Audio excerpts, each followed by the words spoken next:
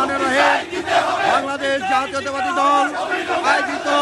দেশনেত্রী বেগম খালেদা জিয়ার মুক্তির দাবিতে আজকের এই বিশাল মিছিল নিয়ে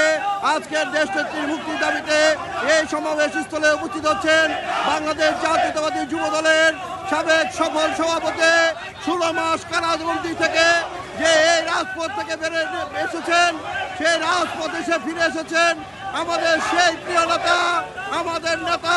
জননেতা জনাব সাইফুল আলম নীরবের নেতৃত্বে বিশাল মিছিল নিয়ে